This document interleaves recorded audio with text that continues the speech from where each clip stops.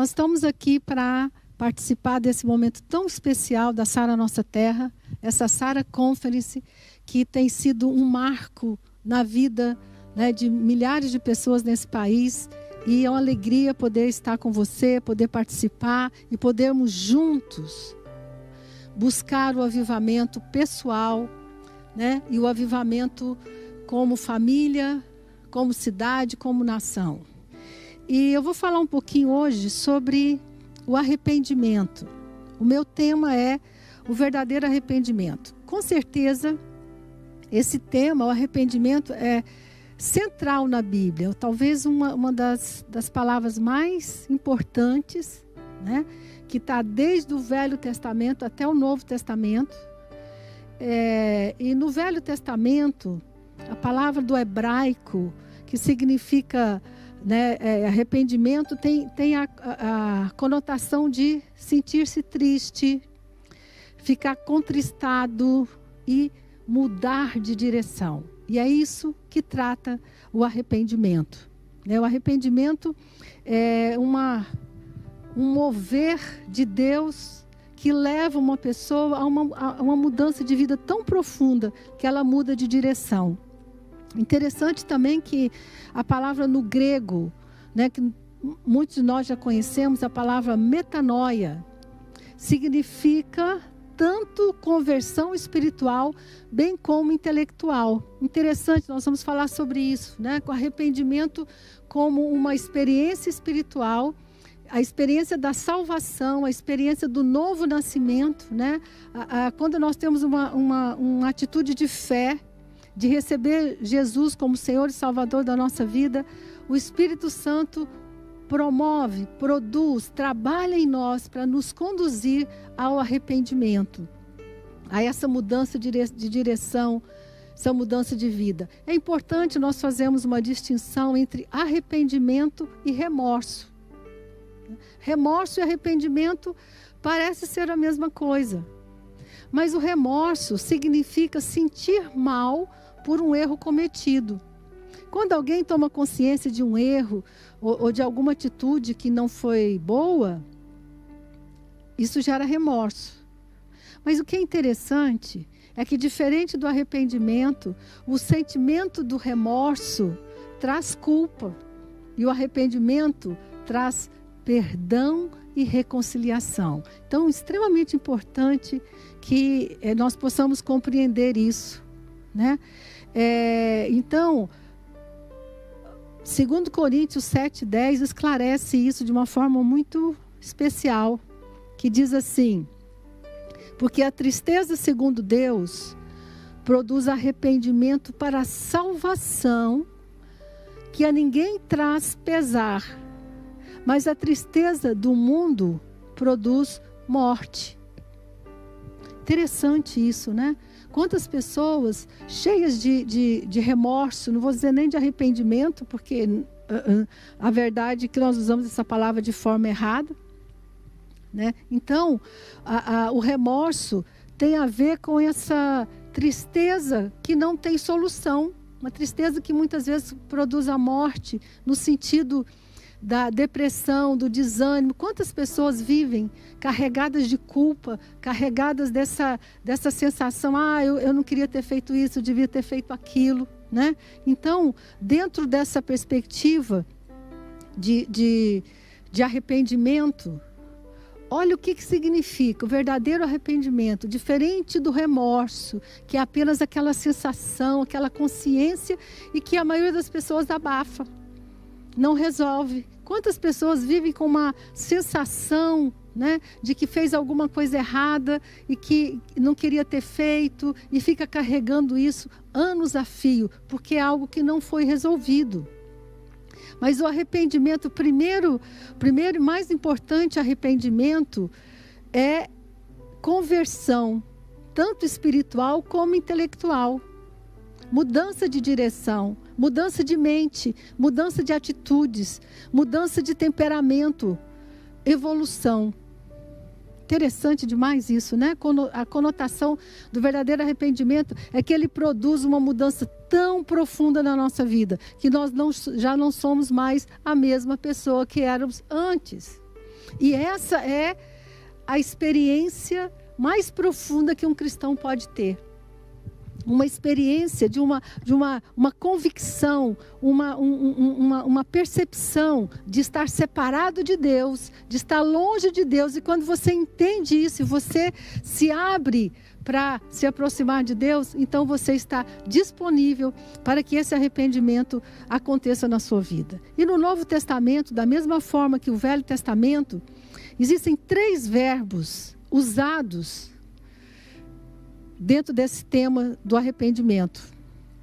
O primeiro verbo enfatiza a ideia de voltar atrás e é usado em várias ocasiões para significar um retorno, uma reconciliação com Deus.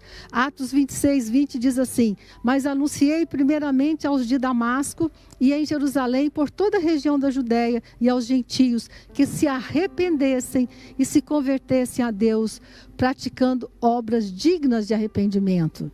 E 1 Tessalonicenses 1:9 também usa essa mesma expressão. Os tessalonicenses voltaram-se para Deus dos ídolos para servir ao Deus vivo e verdadeiro. Então, o verdadeiro arrependimento produz uma mudança de direção, produz uma mudança de caminho. Você estava indo para uma direção e agora você vai para outra. O arrependimento verdadeiro é isso, né? Voltar-se para Deus e servir ao Deus verdadeiro. O segundo verbo, né? Ele transmite a ideia de arrependimento, mas olha que interessante, é um estado de espírito, é um arrependimento que não significa necessariamente esse arrependimento de conexão com Deus. Eu vou falar sobre isso, né? É um estado de espírito, ou seja, é um arrependimento, mas que não é necessariamente o arrependimento espiritual que vai te conectar, te reconectar com Deus. Então, é interessante ver isso, né? Porque tem o arrependimento espiritual e tem o arrependimento natural, humano, que tem a ver com nossos relacionamentos, que tem a ver com a nossa vida natural. Então, o arrependimento espiritual é o arrependimento da salvação, do novo nascimento, aquele arrependimento que muda a nossa natureza, que nos transforma em outra pessoa, né? Que nós podemos chamar do novo nascimento. Então, essas palavras, né? A terceira palavra também, metaneu, significa uma mudança de mentalidade, né? Então, arrependimento significa também um retorno a Deus e uma mudança de mentalidade, que leva a mudança de estilo de vida. Então, o arrependimento toca nosso espírito e toca a nossa mente, né? Aos poucos, à medida que nós vamos estar caminhando com Deus, aprendendo mais da sua palavra, o que vai acontecendo? Vai havendo uma transformação da nossa mente e, consequentemente, do estilo de vida. Então, de modo geral, né, arrependimento e conversão estão intimamente ligados. O arrependimento espiritual, mas também existe esse arrependimento que é um arrependimento natural. Então, as duas palavras do grego no Novo Testamento se referem a isso, a virar, a conversão, né? Pressupõe uma mudança completa de vida sobre a influência do Espírito Santo. Querido, só pode haver arrependimento sobre a influência do Espírito Santo. Não é algo que nós possamos construir através da nossa força, do nosso esforço humano. É uma iniciativa do Espírito Santo para aquelas pessoas que se abrem, para aquelas pessoas que abrem o coração, né? Então, Lucas 24:46 diz assim: assim está escrito, que o Cristo havia de padecer e ressuscitar dentre os mortos no terceiro dia, e que em seu nome se pregasse arrependimento para a remissão de pecados de todas as nações, começando em Jerusalém. Então, o arrependimento espiritual, esse arrependimento que muda a nossa vida, é uma ação do Espírito Santo na nossa vida, quando nós abrimos o nosso coração, quando nós entendemos que estamos separados de Deus. Então, o arrependimento bíblico não é apenas um sentimento que nos deixa onde Ele nos encontrou. É uma reversão radical que nos leva de volta, né, desse nosso longo caminho longe de Deus. É uma experiência interessante que você conversa com pessoas, diferentes pessoas têm diferentes experiências, né? Talvez algumas pessoas tenham tido experiências muito intensas e profundas, talvez no seu revisão de vida, talvez num culto, mas é importante você ter uma percepção de que momento você viveu uma experiência em que você chorou, em que você teve aquela sensação, nossa, eu estava longe de Deus e agora eu quero estar mais próximo de Deus. Algumas pessoas vivem essa experiência de uma forma mais lenta, né? Vai ter episódios, momentos, né, de arrependimento. Outras pessoas vão ter experiências intensas, como foi o meu caso, quando eu estava sendo evangelizada por uns amigos, e eles me levaram para um encontro, que hoje seria mais ou menos uma revisão de vida, e eles sentaram comigo e me explicaram o plano da salvação. Quando eu entendi, a minha mente se abriu. Eu falei, então é isso, falta alguma coisa na minha vida. Então ela falou, você quer aceitar Jesus? Eu disse, sim, quero aceitar Jesus. E quando eu fiz a oração de aceitar Jesus, não aconteceu nada. Tudo continuou normal.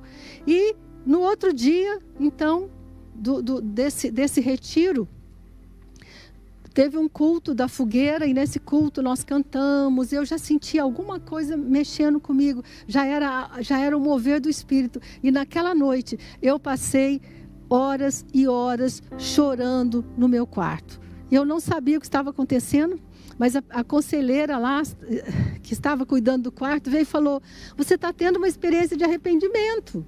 Então, assim, foi algo, horas e horas, chorando e lamentando, e assim, tendo uma experiência profunda, que mudou completamente a minha vida. E minha oração esses dias tem sido que centenas, milhares de pessoas no nosso país, nas nossas famílias, nas nossas casas, tenham essa experiência. E essa experiência vem por causa da nossa oração, do nosso clamor, que é o que nós estamos fazendo esses dias, orando e clamando para que haja avivamento. Mas o que precede o avivamento é o arrependimento. Então, essa experiência, né? E eu acho que todo mundo já conhece a história de Jacó, no Val de Jaboque. Talvez uma das experiências mais claras e mais fortes de uma experiência de arrependimento foi quando Jacó estava voltando para casa e ele estava, né, tinha problema com o irmão, o irmão tinha raiva dele e ele quer dar presentes para o irmão, acalmar o irmão. Então, naquela noite, ele tem uma experiência de arrependimento. Né? A Bíblia fala que um anjo estava lá com ele, lutando com ele. É interessante isso, essa luta, né? esse trabalho do Espírito Santo que durou uma noite inteira com Jacó. E o que aconteceu? Quando ele acordou, quando ele saiu daquele lugar, ele era outra pessoa. E durante esse processo, né, quando o anjo pergunta, qual é o seu nome? Qual é a sua natureza? Como você tem vivido até hoje? Ele diz, eu sou Jacó. Eu tenho sido esse suplantador, esse enganador. Mas eu não quero mais isso, então me abençoa. A busca de Jacó por esse arrependimento, por essa mudança de vida foi tão intensa que diz que ele segurou e pediu ao anjo, me abençoa, ou seja, me liberta dessa natureza. E foi exatamente isso que Deus fez. Fantástico isso. E quando ele acorda, quando ele sai daquele lugar, o nome dele tinha mudado, era Israel. Que coisa fantástica. Então, o verdadeiro arrependimento é uma iniciativa do Espírito Santo em resposta ao abrir do nosso coração. Né? Agora também quero chamar a sua atenção para o outro tipo de arrependimento que é necessário na nossa vida, que é a palavra metamelomai. Em grego, que expressa o sentimento de arrependimentos por erro, dívidas, fracasso e quebra de princípios e quando nós ferimos alguém. Interessante a Bíblia trazer essa distinção. Existe o arrependimento espiritual, existe esse arrependimento que vem, né, dos problemas que nós temos ao longo da vida, e todos nós temos, né, dificuldades, fracassos, erros. Muitas vezes ferimos pessoas, não intencionalmente, mas ferimos, né, quebramos princípios. Então o arrependimento é o remédio. O remédio que cura a culpa é o arrependimento, é a confissão, né? Tanto no plano espiritual quanto no plano da nossa alma, né? Nós temos um espírito e temos uma alma. E a nossa alma também precisa se arrepender. Esse arrependimento por atos, né, que machucam outras pessoas, como eu falei, muita gente diz assim: ah, se arrependimento matasse. Eu cresci ouvindo essa expressão, né? Lá em Goiás, eu vi minha mãe e outras pessoas em volta falando assim: ah, se arrependimento matasse. Mata. Não mata fisicamente, mas mata emocionalmente, né? Ah, muitas pessoas que viveram experiências, né, das quais elas se arrependem, que elas não queriam ter feito, dizem essa expressão: ah, se arrependimento matasse. Pode matar, sim. Por isso nós precisamos de perdão. Assim como Deus nos perdoa quando nós ferimos alguém, quando nós estamos machucados, ou nós estamos arrependidos de algo, é importante que nós sejamos perdoados e que nós possamos nos perdoar. Um dos problemas mais sérios que os psiquiatras falam, né, é o sentimento de culpa. Sentimento de culpa que pode ser atrelado ao remorso, é aquela sensação assim: nossa, eu não queria ter feito isso, mas eu fiz. Ah, meu Deus, por que eu fiz desse jeito? E nunca sai disso. Mas eu quero te dizer, quando você se arrepende, você recebe perdão. Você recebe perdão de Deus, e você pode receber perdão das pessoas, e você também pode se perdoar.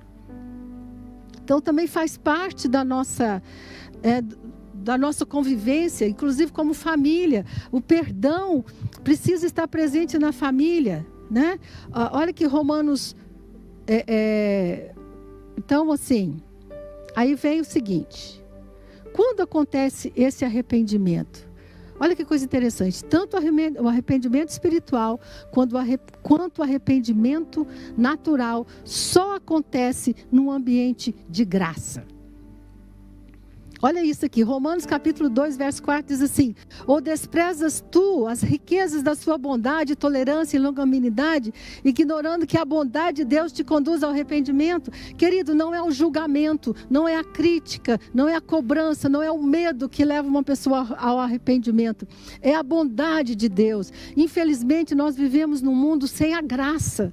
A graça de Deus, né, é algo tão, tão maravilhoso, tão tremendo, mas a humanidade, as famílias vivem sem a graça. Nós vivemos num mundo, o mundo é governado pela ausência de graça, o mundo é governado por aquele sentimento assim: você nunca é bom o suficiente, eu só vou ser amado por aquilo que eu faço, enquanto que na graça você é amado independente do que você faz. Então, o verdadeiro arrependimento espiritual acontece quando você entende a graça de Deus, quando você entende que o sacrifício de Jesus na cruz é a maior expressão da graça e do amor. Mas nós temos muita dificuldade às vezes de compreender a graça. Por quê? Porque nós crescemos num ambiente sem a graça. Nossas famílias, a sociedade, a cultura o tempo todo é cercado por uma cultura, um ambiente de não graça, se nós podemos dizer assim. Eu só vou ser amado se eu atingir esse patamar. Eu só vou ser querido se eu fizer as coisas certas. E isso não é a graça, né? Então quero te falar, você que está assistindo essa pregação, quero te falar: a graça de Deus, o amor de Deus e a bondade de Deus. É quando você compreende essa bondade e esse amor que vai gerar em você uma atitude de arrependimento. Porque tudo que precisava ser feito para que você não seja punido foi feito por Jesus na cruz, né? E, infelizmente, como eu tenho falado, a ausência de graça opera como um pano de fundo ao longo da vida das famílias, das nações, das instituições, e ela é, infelizmente, o nosso modus natural de vida.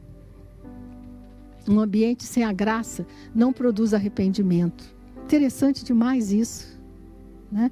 Por isso que a Bíblia fala tanto sobre graça, sobre o amor de Deus. Agora olha que coisa interessante. João capítulo 1, verso 14 diz assim: e o verbo se fez carne e habitou entre nós, cheio de graça e de verdade. E vimos a sua glória, glória como unigênito do Pai. Que coisa impressionante, né?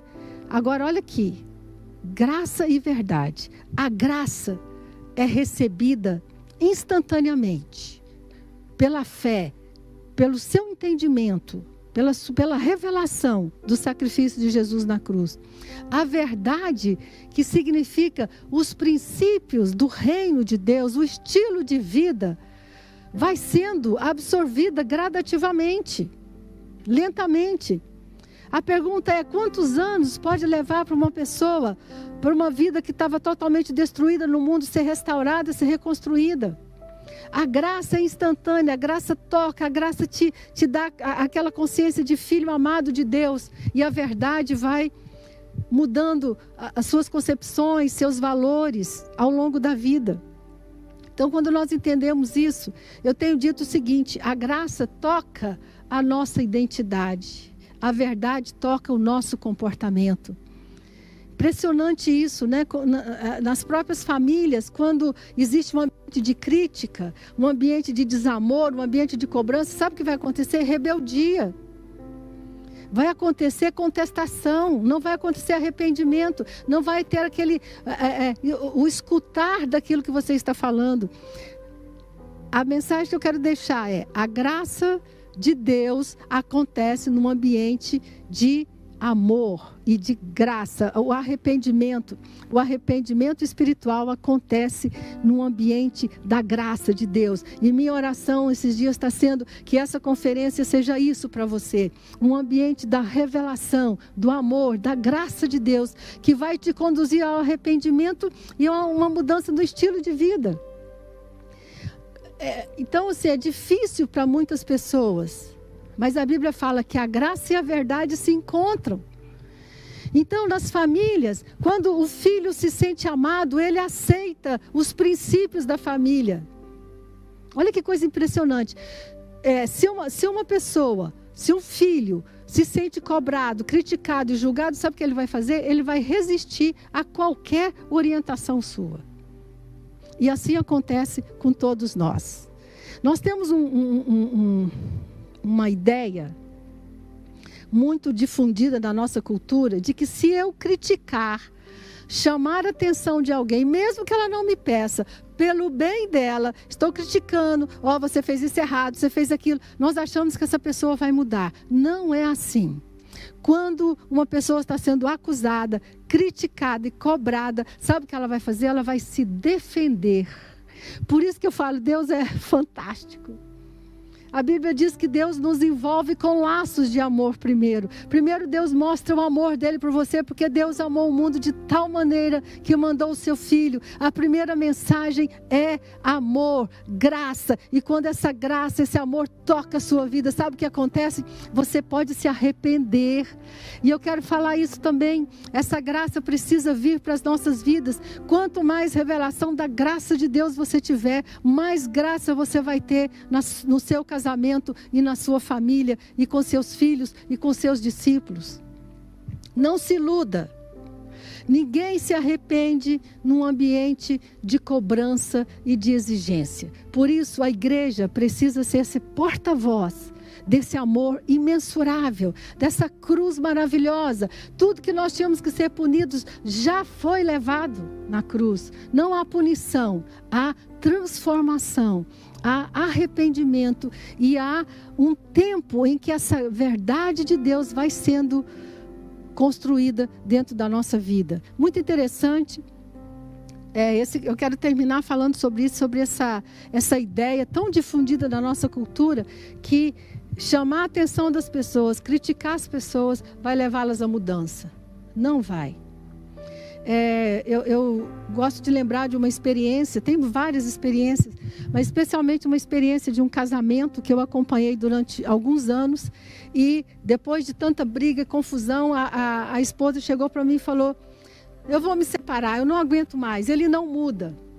Eu já tentei de tudo, já falei, já critiquei, já cobrei, e é impressionante, quanto mais ela cobrava dele, mais ele resistia. Tudo que ela falava para ele fazer, ele não fazia. Né? Então, nós sentamos para conversar e ela falou: eu não aguento mais, eu vou me separar. E eu falei: tem um último remédio que você não usou. Ela falou: qual? Você já usou de tudo, já gritou, já brigou, já ameaçou, já criticou. Tem um remédio chamado graça. Ela olhou para mim assim e falou: que isso? Graça? Graça como? O dia que você desistir de mudar seu marido e aceitá-lo como ele é, então existe possibilidade de vocês ficarem juntos. Tem um remédio que você ainda não usou.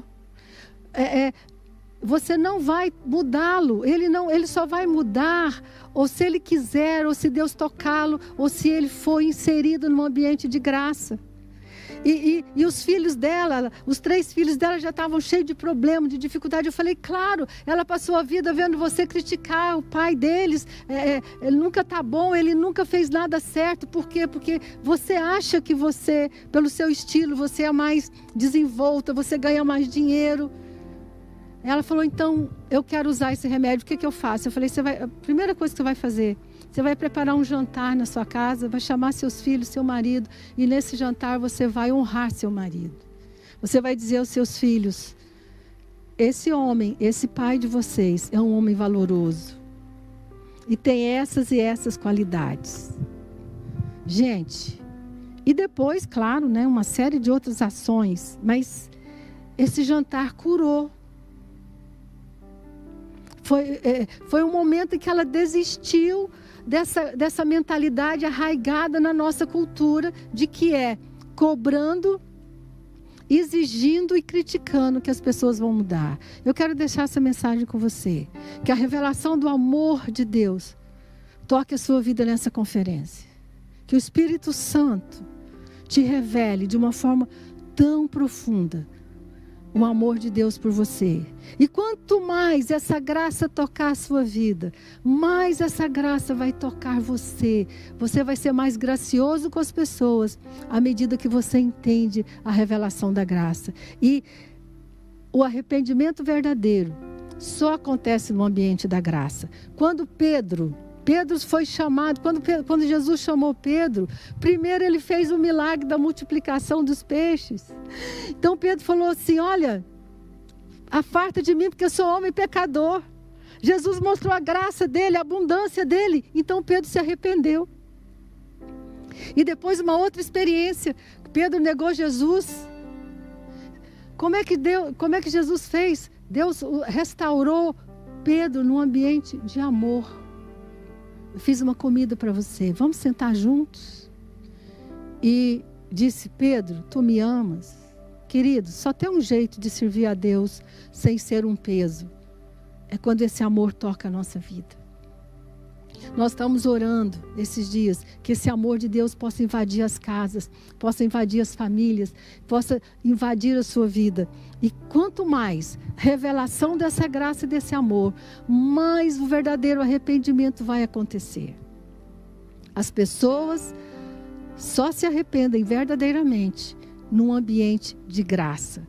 Leve isso para a sua vida pessoal, leve isso para o seu casamento, leve isso para o seu relacionamento com seus filhos, porque só há verdadeiro arrependimento num ambiente de graça. Por isso a Bíblia diz: Deus é amor. E quando esse amor toca as nossas vidas, o verdadeiro arrependimento acontece. Ninguém vai se arrepender porque está sendo julgado e criticado.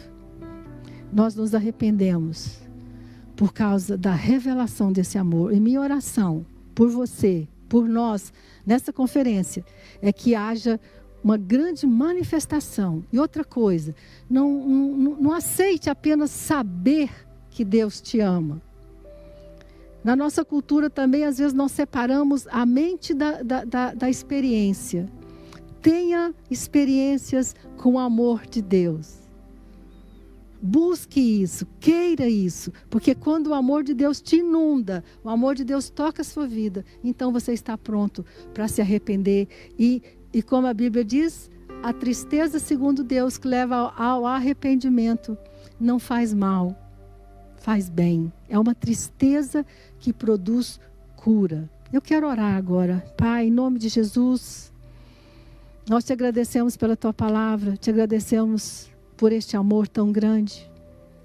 E eu oro para que nesses dias nossos olhos se abram e nós possamos mais e mais ter um entendimento e uma experiência com teu amor, o verdadeiro amor que vai nos levar ao arrependimento, à mudança e transformação de vida. Te agradecemos por isso, em nome de Jesus. Amém. Nunca achei que saudade fosse algo tão profundo, que olhar as cadeiras vazias da igreja é como cavar o coração. Logo a Sara, que sempre foi tão olho no olho, o abraço sempre foi a nossa marca registrada. O toque e aperto de mão sempre foram aquilo que estava sentindo no nosso coração. Pular grudados no arena é a nossa grande energia. Pra gente o evangelho sempre foi o de encontro e de confronto. A gente ama, sofre, crê, tolera. A gente se encontra praticamente todos os dias da semana. Que saudade! Só que a Sara não para. A forma mudou, mas a gente não mudou. O nosso coração continua incendiado. Nenhuma tela de computador ou telefone afasta o que temos. Nenhum distanciamento social. A quarentena só mostra ainda mais que estamos ávidos. Nós amamos vida.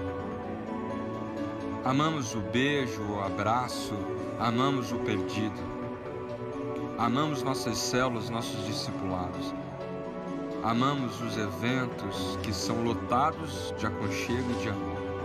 Todo mundo junto. A gente ama olhar nos olhos dos nossos bispos e sentir lá no fundo que eles são apaixonados, assim como eu e você. Que fazem de tudo para que a palavra de Deus chegue por além de nós. Gostamos do perto, gostamos de sentir a presença do nosso irmão. E apesar de estarmos juntos, mesmo que de maneira diferente, a nossa distância não abala o que sentimos. Evangelho é partilha, é calor humano, é energia, é troca.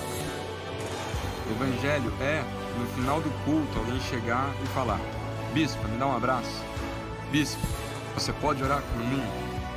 Eu sei que estamos juntos, mas eu sinto a sua falta aqui. Mas fique bem em casa. Breve, muito breve, estaremos assim.